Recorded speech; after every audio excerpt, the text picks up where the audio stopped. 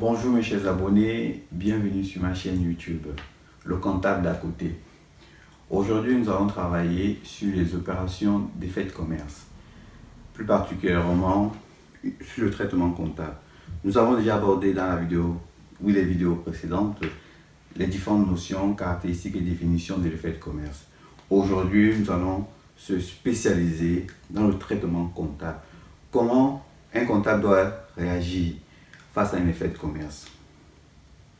C'est ce que nous allons voir aujourd'hui.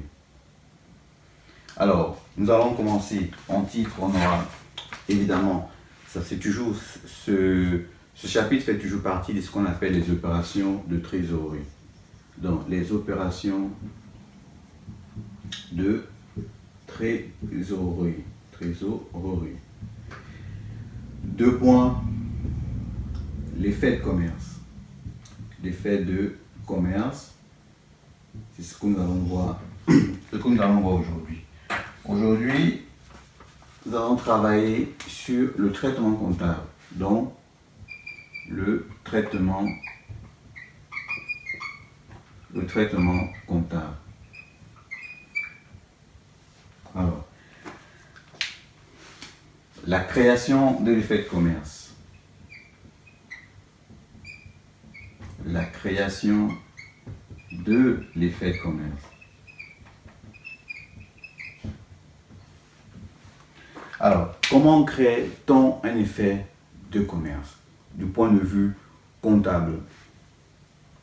Alors, il faut distinguer, il faut toujours faire cette différence, ce n'est pas une différence, mais il faut voir la création du point de vue du client et du point de vue du fournisseur. Toujours, ça va vous permettre de bien voir comment les écritures comptables sont faciles à retenir et que vous n'avez pas besoin de les retenir par cœur.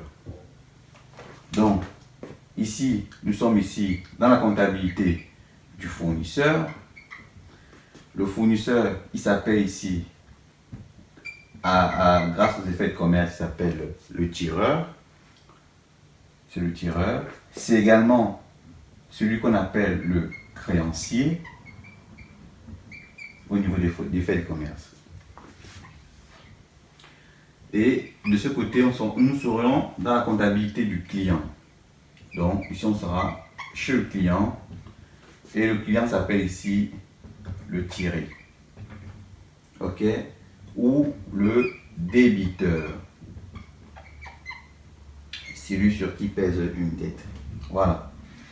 Nous allons analyser comptablement comment on crée un effet de commerce. Comment on crée un effet de commerce. Mais avant d'y arriver, on va d'abord procéder à une opération commerciale simple. La vente de marchandises, par exemple. Évidemment, ici, vente de marchandises sans TVA. Donc, chez le fournisseur, lorsqu'il vend sa marchandise, comment il fait? Quand il y a l'écriture comptable qui passe, quand il vend sa marchandise, il fait l'écriture comptable qui passe, c'est le 411 clients et le compte 77 vente de marchandises pour un montant par exemple de 100 €. Évidemment, il y a la TVA à mettre. Dans notre exemple ici, on ne doit pas mettre la TVA au niveau de la vente. Ok? Pour rendre les choses un peu plus simples, pour qu'on puisse vraiment comprendre. Parce que comment il faut faire les opérations commerciales ici, on a déjà travaillé ça. Donc, n'hésitez pas à aller regarder dans nos toutes premières vidéos. C'est là où vous allez voir comment analyser la TVA, comment comptabiliser ou pas. Mais le but de cette vidéo, c'est la création d'effets de commerce. Donc, voilà une écriture de vente de marchandises. Alors, maintenant, le client vend la marchandise. Dès qu'il a vendu la marchandise, il s'arrange avec le fournisseur, pardon. C'est le fournisseur qui vend la marchandise.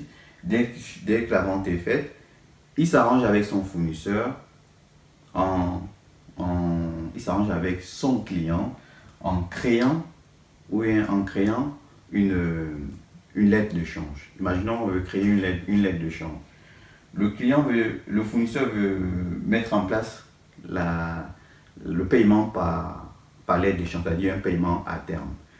il voit avec son client, les deux tombent d'accord, oui, on peut mettre en place ce type de paiement. Alors, c'est ça qu'on appelle la création de l'effet de commerce. Quelle est l'écriture comptable à passer? L'écriture comptable est la suivante. Alors, ça c'est la dette. Au fait, la création de l'effet comptable, de l'effet de commerce consiste ici à transférer la dette ou la créance dans un compte spécifique, dans un compte tiers spécifique. Vous voyez que ici, la dette de 100 euros figure dans ce compte-là. 411 clients, c'est un compte ordinaire. On va transférer ça dans un autre compte spécifique qu'on va appeler ici un compte d'effet de commerce. Alors, pour transférer, ça c'est au débit, pour transférer, il suffit tout simplement de créditer ce compte. Parce que là c'est au débit. Transférer, c'est annuler ce compte-là. Donc, on va annuler ce compte en le transférant ici, en le mettant au crédit client. Et on va utiliser un compte spécifique qui est le compte 413. Voilà. 413. Client effet à recevoir. Client effet à recevoir. Ici, on a donc sur le libellé, c'est création effet de commerce. Création effet de commerce. Pour un montant de 100 euros. Voilà. Donc, chez le fournisseur, dans la comptabilité du fournisseur, l'effet de commerce a été créé. Si vous voyez, vous pouvez même supprimer ce compte-là. On supprime ça, comme ça. On supprime également celui-ci. On constate qu'il reste quoi? Qu'il reste le compte 413.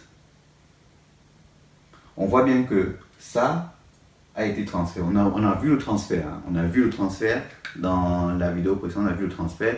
Le transfert, c'est une opération qui consistait à débiter un compte vers le débit d'un autre compte ou créditer un compte vers le crédit d'un autre compte. Et on avait même procédé avec les différents comptes en T. On avait dit, par exemple là, on a un compte client,